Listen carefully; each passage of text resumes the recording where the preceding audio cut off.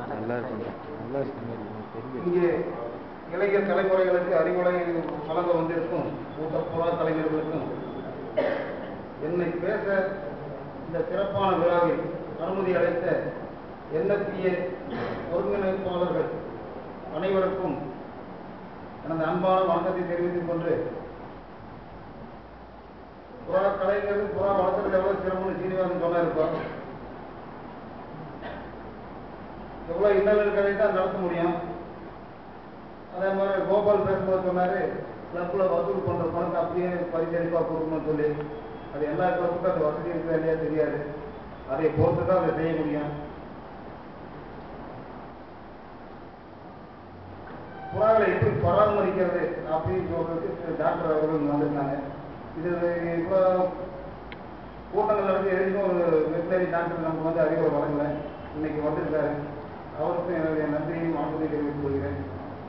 சாதனை மேல் சாதனை படுத்திக் கொண்டு இந்த மாதிரி எம்பி திருவனந்தபுரத்தை தலைமையாக கொண்டு நடந்து கொண்டிருந்த கேரளா கிளப்பை போல இந்த திறமை அங்கே கோவிலில் கிளப்பு நடந்துட்டு இருக்கு. அதில் மென்மேலும் அதிகபட்சமாக மறுபடிய தொடர்ந்து கோவை மாவட்ட புனிதரை சேர்ந்த கிருஷ்ணமூர்த்தி சண்முகமன் பாட்டி சகோதரர் தொடர்ந்து வெற்றி பெற்றுட்டு திறமையோடு செயல்படுறாங்க. அவங்களுக்கு அந்த கொஞ்சம் கூட இழப்பு ஏற்படாமல் வருத்தப்படாமல் புறா ரொம்ப முக்கியத்துவம் கொடுத்து வளர்க்கறதுனால அந்த போட்டிகள் அவங்க வெற்றி பெறது வாய்ப்பு அதிகமாக இருக்கு. இதை தொடர்ந்து நீங்களும் செய்யணும். இளைஞர் தலைமுறை கொஞ்சம் சிரமப்படாம பார்க்கணும். இப்போ இந்த பரிசளிப்புக்குள்ளாவே மாசத்துக்கு ஒன்று இல்லை இவ்வளவு லேட்டா கொடுக்குறாங்கன்னு நினைக்கிறது என்னன்னு பார்த்தா இது ஒரு நல்லதாக தான் தோணுது. இப்போ நம்ம புறாவை தான் இந்த சீசன் முடிஞ்சதுன்னா எல்லாரையும் வெட்டுவோம் வீசிடுவா பாட்டு போய் தீனி போடுறாங்களோ இல்லையோ, அதை அரைக்குறை போன்ற கூட கிளீன் பண்ண மாட்டாங்க. அப்புறம் அந்த சீசன் ஜனவரிக்கு மேலே பிப்ரவரி மார்ச் ஆச்சுன்னா எங்கள் பராட்சி கிளம்பிடுது. தலையை மேலே தூக்கிடுவாங்க. அப்போ புறா பார்க்க ஆரம்பிப்பாங்க. அப்புறம் எங்கிட்ட ரெண்டு குஞ்சு கூட உணவு கூட நான் ஓட்டணும்.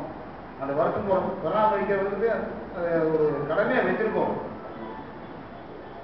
இதே NPF பண்ணிட்டு தம்பு தான் தொடர்ந்து 3 வருஷம் எடுத்து ரோலிங் இப்போ வாங்கலாம். 10 வருஷத்துக்கு முன்னாடி 95 98 நினைக்கிறேன்.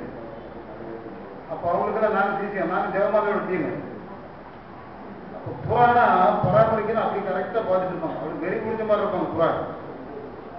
இன்னைக்கு பார்த்து போட்டு விட போறாங்க. இன்னைக்கு ஜெயிச்சவங்க இன்னைக்கு திருவிழா விழா கண்ணாடிக்கு போயிடுவாங்க. ஆனால் தோட்டம் வருஷம் பூரா பாடுபடணும். அவனுக்கு வருஷம் பூரா திருவிழாவாக இருக்கும்.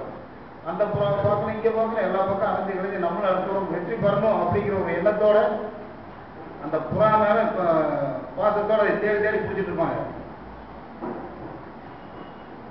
தொடர்ந்து பந்திய வளர்க்கறதுனால இப்போ தம்பு 3 பிரைஸ் வாங்கினாருன்னா அவரும் எடுத்தோட வாங்கிடல. நாங்கள் அவருக்கு சீசன் தான் 10 முதல் 2-3 வருஷமா பந்தி வாங்க முடியல. அப்புறம் 5வது பிரைஸ் 6வது பிரைஸ் வாங்கினாரு. அடுத்த வருஷம் 4th, அடுத்த வருஷம் 3rd, அடுத்த வருஷம் 2nd, அடுத்த வருஷம் ஃபர்ஸ்ட் எடுத்து 3 வருஷம் அந்த பாம்பு டைம்ல ஒரு பிரச்சனையாச்சு. இந்த மாதிரி அந்த ரோலிங் கப்பு ஒரு கப்பு இது வரைக்கும் 3 வருஷம் தொடர்ந்து எந்த ப்ராடக்டும் வாங்கியிருக்க மாட்டான்னு நினைக்கிறேன். எனக்கு தெரிஞ்ச அளவுக்கு இதை வாங்கின ஒரே ஆளு தம்பு பைக்காரங்க தம்பு நானே சந்திரு பழனிசாமி நாங்கள் எல்லாம் அவங்களுக்கு ஜெவமாலைக்கு தம்புக்கு சிசினா இருந்து அந்த டைம் பாடுபட்டோம். பாடுபட்டா என்னங்க நானும் அரசாங்க வேலை பார்த்தோம் தான். வேலைக்கு போனா எல்லாரும் டயர் 10,000 வாங்கினான்னு வைங்க. நான் வெறும் 300-400 தான் வாங்குறேன். புறா வீட்டில் அப்படி சுற்றி போய் இப்படி வந்து புறா கொடுக்கு இப்படி 10-15 வருஷம் ஓட்டி தான் அதை சாதிக்க முடியுது. இந்த ஒரு தயவு ஜெயிக்கணும்னு ஒரு இழப்பு இருக்குன்னு செய்யும். அதனால எல்லா பக்கமும் நமக்கு சாதனை பண்ணணும் எல்லா வசதியோடய இருக்கும்னு நினைச்சா முடியாது. இந்த சாதனைகளை தொடர்ந்து நிறைய செஞ்சு இப்போ கீழக்கரையிலிருந்து வந்திருக்காங்க. எவ்வளோ ஆர்வத்திலிருந்து வந்திருப்பாங்க. இன்னும் மற்றவங்க இந்த கேரளா பிரச்சனைனால வர முடியல அப்படிங்கிறாங்க. அவங்களாம் ரொம்ப ஆர்வம். ஒரு புறா நல்ல புறா வாங்கணும், எவ்வளோ தடவை கொடுத்தாலும் வாங்கணும், நம்மகிட்ட நல்ல புறா இருக்கணும்னு பார்க்கறது எல்லா புறா தேடி வர்றாங்க. ஈரோட்லேருந்து எல்லா பக்கத்துக்கும் வருவாங்க. நம்ம இந்த தடவை காணும். அவங்களாம் எவ்வளோ ஆர்வத்தில் இப்போ போன வாரத்தில் ஒரு ஃபங்க்ஷன்னால தான் இந்த தடவை நிறைய கூட்டம் சேர்றாங்க. இல்லாட்டி இந்த கூட்டம் இப்போ இந்த நாளே நிறைஞ்சிருக்கும். போன வாரம் தான் எங்கள் புனித இந்த சித்தராமத்தில் ஒரு கூட்டம் நடந்துச்சு. அதெல்லாம் நிறைய பேர் வரலன்னு நினைக்கிறேன். பரிசளிப்பு வாங்க வரவங்களே இப்போ தாமதமாக வர்றாங்க. கீழக்கரைக்கு வந்தவங்களும் காலை நேரம் 10 வந்து பார்த்துருக்காங்க.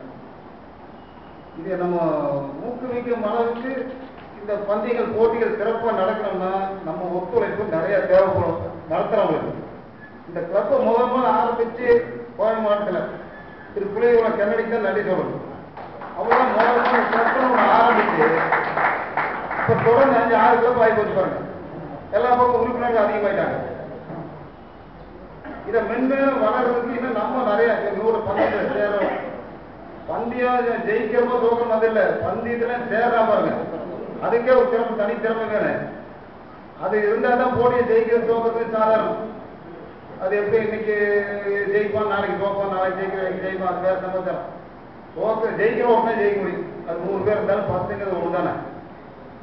அதனால எந்த மனசுலையும் மனம் தோக்குனா இந்த அளவுக்கு தோற்றுமே மனம் வேதனைப்படாத ஒரு மனசு விட்டுறாம பாடுபட்டு அடுத்த முறை நம்ம கண்டிப்பா ஜெயிக்கணுங்கிற ஒரு எண்ணத்தோட பாடுபட்டு இந்த புறாக்கதியில சிறப்பா நடத்துறதுக்கும் புறாவை வளர்க்கறதுக்கும் நம்ம நல்ல ஒரு குறிக்கோடு இருந்து செயல்படணும்னு வேண்டி என்னுடைய உரையை முடித்து நன்றி வணக்கம்.